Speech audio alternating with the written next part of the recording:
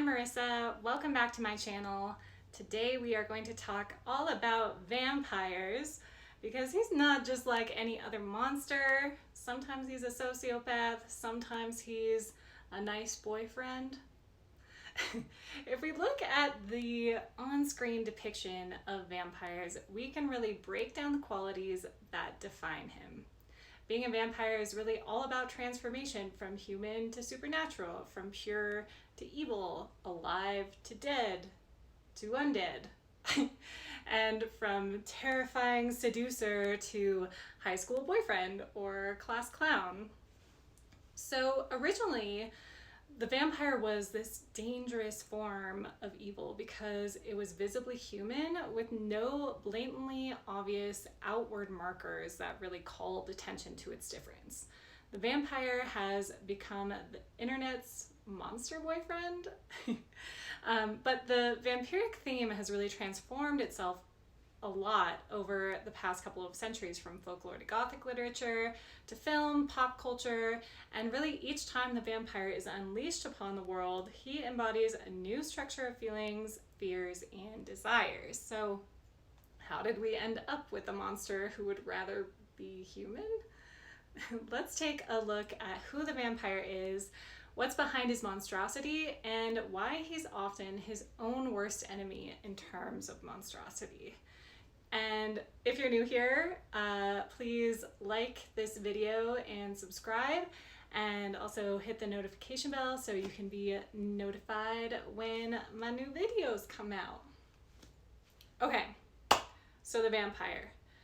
The vampire we all know and love is actually based in a myth in Slavic folklore, which really started between the 9th and the 10th century. So the word vampire really started first appearing in Slavic manuscripts from the 11th century, describing someone who was really attached to the Christian dualistic sect of the Bogomils, which was this religious movement and doctrine that really spread across the Balkans as a reaction to oppression from the Byzantine Church. Okay, now don't fall asleep here. The roots in the church are actually really important for the vampire, okay? So you see these Bogomils were accused, and I'm not sure if I'm saying that right, but I think that is. So they were accused of engaging in traditions that were considered pagan, like believing there was a world inside of the body and outside of the body, and they really considered their bodies to be temples. They refused to build churches or use the Christian cross, which was a huge no-no to the Byzantine Church. And they started claiming that the Bogomils were participating in offensive acts like idol worship, magic, orgiastic rituals, and blood sacrifices, like drinking the blood of a sacrificed animal to get immortality and other benefits. But because they were a political and religious threat in the Balkans, you know, who knows what the actual truth was. So the church really started terming these practices as immoral, and then it was just a quick hop, skip, and a jump away to the unnatural. And in the early folklore stages, vampire actually wasn't that sexy, brooding aristocrat that we have come to know and love and hate, depending on your preference for the undead. They were actually more like a zombie. They were seen as a corpse. They were described as shriveled, mummified, and withered, and wearing the same clothes they were buried in. They were also a part of the peasant class. And it's interesting because they were still described as drinking blood from the living, but it was not the sexy neck. Instead, they often chose to bite the chest of their victims. Plus, they also had a very voracious appetite. They did not care if you were young and beautiful. These vampires just wanted to chomp down on everyone. Again, kind of like zombies. So they actually didn't really care about the gender or age. I like how I'm saying it like they were real, right? But hey, who knows? They didn't care, they just wanted them to be alive. So likely that was because at the time people were more afraid of the spread of deadly diseases. So they kind of functioned as this destructive force of nature that couldn't be reasoned with. So then you have this huge jump in the 18th century.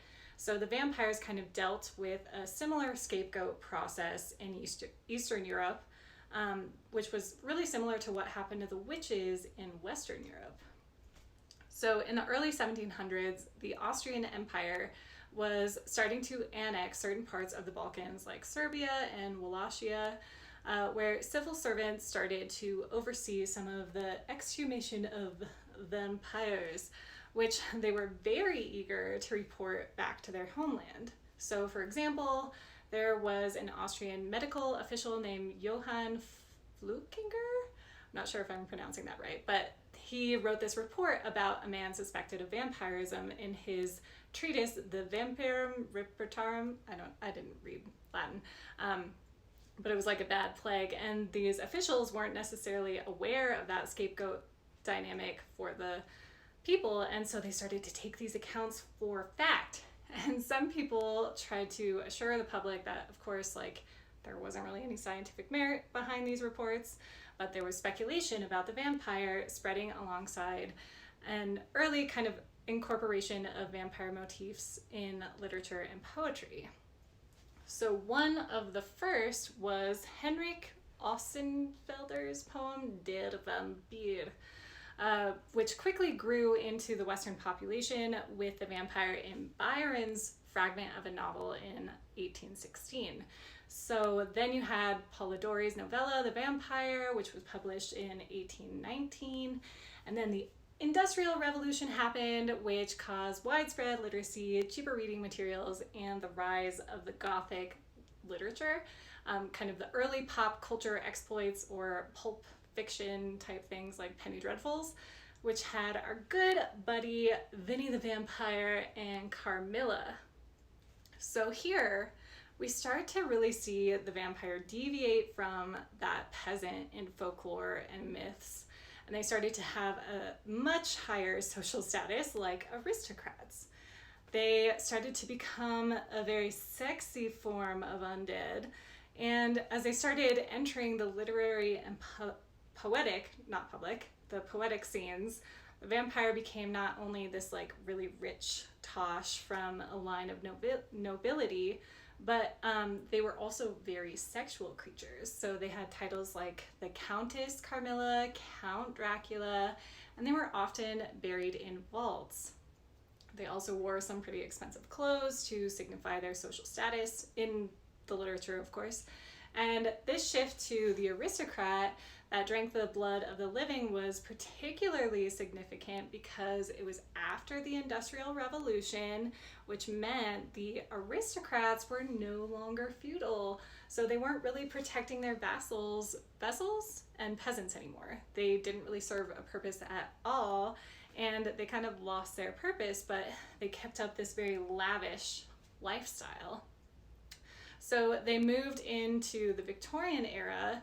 The motifs of vampires and the stories about vampires were about corrupted aristocrats. They were about nobles and politicians. And the metaphor of the vampire became one about the aristocrat as a parasite, really living off of the work and production of the lower classes.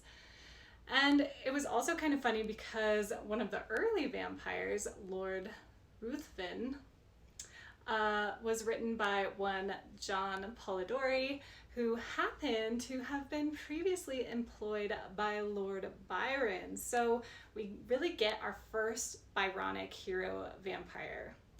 Except he still wasn't a hero or even like an anti-hero, he was just a villain still. But we've got the beginning of that very brooding, kind of sad boy, rebel with the dark secret, the handsome good looks, and intelligence, paired with arrogance, and they were often described as very pale, likely a way to signify the anemic status of the vampire, who really needed a lot of blood. But it was also kind of the beauty ideal of the 19th century and another sign of the vampire's aristocracy.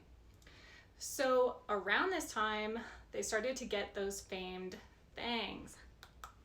In Varney the Vampire, they started to have permanent fang canines, something that Dracula and Carmilla both continued, kind of as a way to like show their monstrosity and how they killed.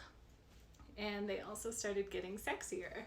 They started to bite at the throat, drinking the victim's blood, started to revitalize the vampires while draining the victims of their strength. And they also started going to the bedrooms of the young ladies, and they started killing them very slowly, taking small amounts of blood instead of just draining them dry. And remember, this is the 19th century, so the idea of a creature going to the bedroom of a young woman was very scandalous. And because the vampire was only drinking a small amount of blood, they had to return to the bedroom to drink from their victims, right? Ooh, very sexy. And it really started to represent this fear of unrestrained sexuality and greater economic uncertainty. And so the vampire, instead of the force of nature, became this individual capable of a more Machiavellian thought process. And it wasn't just death that he brought, but ruin, right? Because during the time of the long 19th century and really into the long 19th century with the Victorian era, well, let's just say they were tightly laced, at least in the public, right? The women particularly were supposed to remain chaste, pure, and virginal, and the sex was seen as a very particular corruption, kind of like a gateway drug to depravity and evil. But of course, because Gothic literature was really interested in the forbidden, it always had this very sexy undertone, even in some weird ways, right?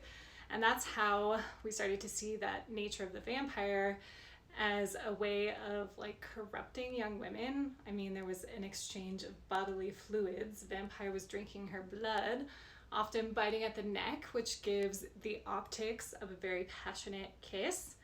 And if she gives into it, then the young woman was considered like more corrupted. She went from pure human to vampire. So for example, in Dracula, you have Lucy, who becomes this temptress. And you also have the wives of Dracula who try to seduce Jonathan. And this overt expression of desire represented this fear of a loss over control, especially over women's sexuality. And at this time, when women were supposed to be like the angel of the house, which was this Victorian ideal that the woman of the house was very self-sacrificing, like sacrificing her desires for her husband and children.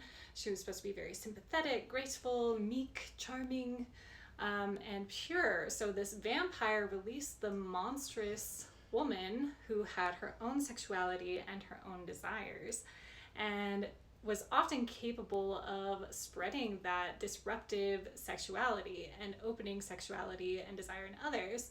So it became a fear of losing control over the more like refined self.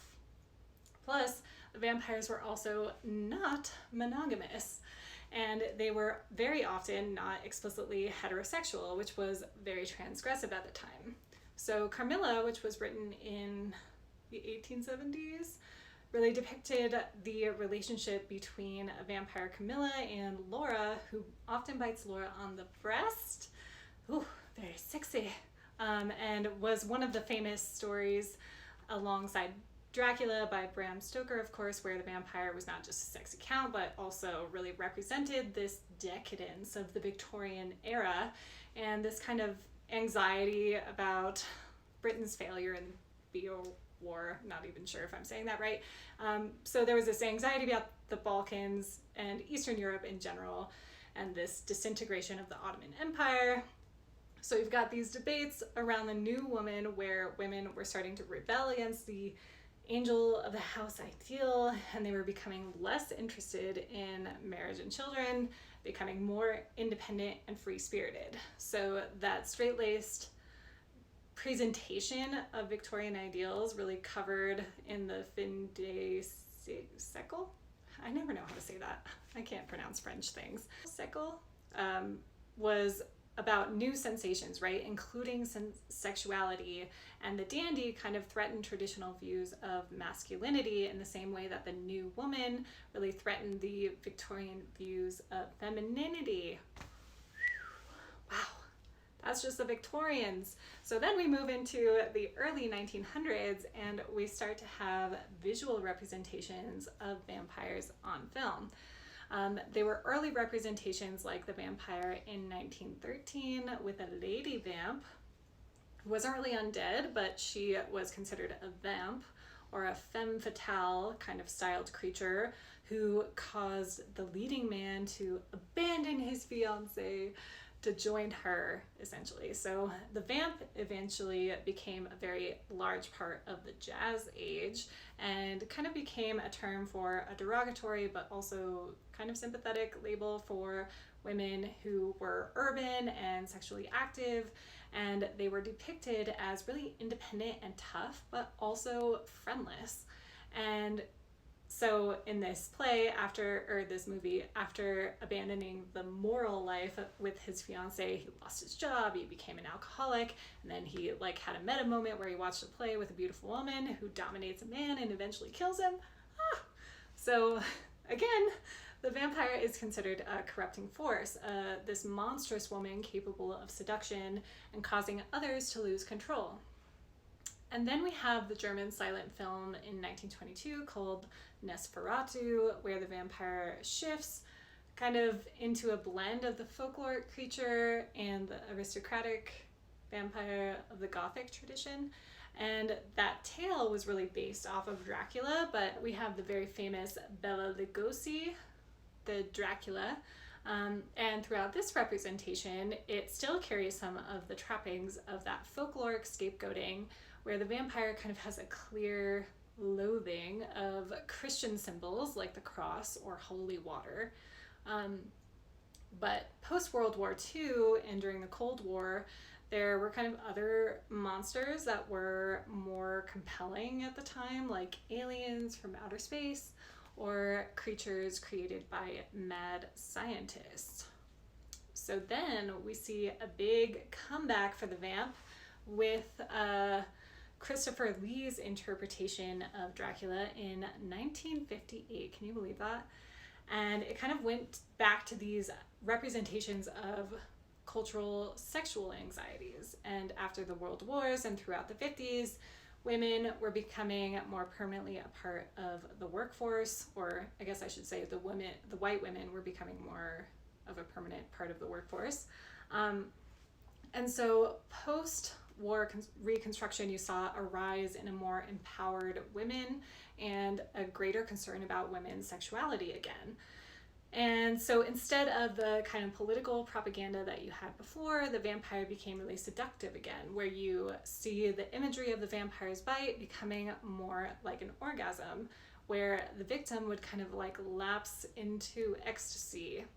So now it's kind of full circle with the Bogomil's orgiastic rituals. So for example, the director of The Horror of Dracula, Terence Fisher, told the actress Melissa Stibling, is that right? Whoever played Mina, to imagine that she had one whale of a sexual night. And plus then you go into Anne Rice's vampire's interview with the vampire, and you have the presence of this really good looking, sophisticated vampire with bouts of rage. So you start to see a more humanized vampire compared to the monsters of the 1800s. And with Anne Rice, you really start to see it from the monster's point of view, at which point can we really even call the vampire a monster? I don't know. So the vampire became sophisticated in having a desire for a family. In an interview with the vampire, Louis has a very strong desire to have a daughter. He feels a lot of guilt about feeding on human blood, stuff like that. So as you move into the 80s, you start to see a lot more sympathy for the vampire, like Fright Night, Lost Boys, and the prime Nicolas Cage era of Vampire's Kiss, where the characters actually become more human. So this removal of monstrosity, or if not removal, this humanizing, romanticizing aspect, came through a deeper romantic subplot where the vampire became less polyamorous and queer and more monogamous and heteronormative. So you see less Carmilla presentations, with more focus on Dracula as this kind of lovesick vampire who lost his medieval wife due to tragic circumstances and became a romantic rival to Jonathan Harker. So Lucy and Mina weren't seduced, they started falling in love with Dracula in these depictions. So the vampire starts to gain more of a conscience that kind of like balances or mitigates monstrosity, and you start to see him become reformed. So that biggest shift in monstrosity as a whole was in this shift, this cultural shift towards an understanding and accepting of difference. You have John Gardner's presentation of Grendel, where the monster from Beowulf is kind of more of an empathetic character, and it starts this trend where monsters are seen as alienated victims who are eager for love and acceptance. And you start to see that many of the monsters are really sympathetic. So then you shift into the vampire as a partner in the 2000s and like through the 2010s. And we have this heyday of like the vampire boyfriend, because instead of being coded as monstrous, blood-sucking sex fiend, they're more portrayed as lonely immortals who are looking for love. So the vampire not only represents this heightened individual where their personality is preserved, which means for today's really youth-obsessed, death-fearing society, vampirism actually became a good thing. You've got eternal youth, heightened beauty, and like rock-hard bodies that glitter. The Western culture was all about that. So they started to be depicted more like Greek gods than monsters. So instead, the anxieties were really reflected in their partners, like Bella Swan's fear of her ordinary face and aging, compared to the outstanding beauty and kind of immortal youth of Edward. Again, the vampires are depicted as wealthy because they've had centuries to gather their wealth, and instead of representing kind of the old aristocratic class, they became more connected with consumerism and capitalism. Especially during the Twilight years, they had very flashy clothes, very fancy house, and the cars of the Cullens really exemplified this consumer or Western dream where they could buy anything they wanted. Like they could buy tickets to Italy on a moment's notice, likely first class, right? No problem. That sounds nice. Especially because they started gaining other supernatural powers, like their ability to enhance their wealth with being able to predict the future and predict the stock market. So they kind of retain that Victorian view that the vampire really glorifies the reward without having to work for it.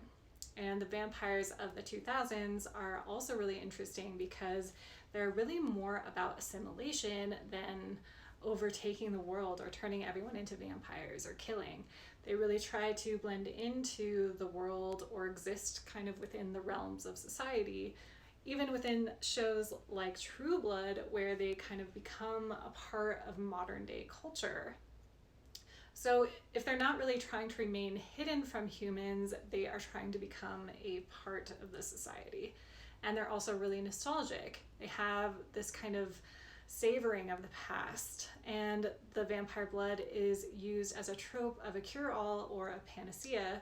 Vampire blood is this like source of regeneration and healing and renewal instead of corruption. So the humans are often saved by consuming vampire blood in shows like True Blood and The Vampire Diaries. And a lot of vampires are shown refusing to drink human blood, or if they do so ethically by stealing from blood banks instead of killing victims, or only taking part of the blood, not draining them dry. So you see vampires start to obey Western society law and sharing values with current culture, even though they're hundreds of years old. Now, there is still a lot that I didn't cover, but I don't want this video to be 100 years long, because then the only way you could watch all of it is if you were a vampire yourself. So, I don't know. Are you a vampire? No. Okay, so there were a lot of questions about gender inversion and queer readings of vampires in Anne Rice and the queering of culture.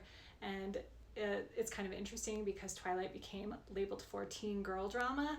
And but you also have to think about who is producing those iterations of the vampire. The Vampire Diaries, for example, was produced, even though they were books first, they were produced by the CW, whose main demographics were young women. So these characters were often depicted as middle class. Well, so their demographics were feminine, white, middle class, heterosexual, and that's not even getting into the parodies like What We Do in the Shadows, or kind of the dehumanizing work or vampires in works like I Am Legend, Midnight Mass, and 30 Days of Night, where they become more like zombies or more like predators again. So there's always something intriguing about the vampire, don't you think? And they're always changing, always evolving.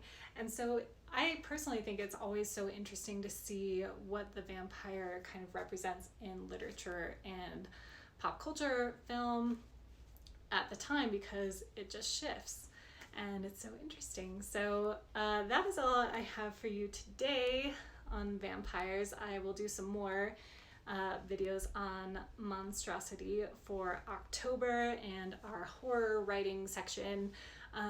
And I hope you like this video. Please like and subscribe. I'm a new channel, so that really helps me. All right, have a good day. Bye.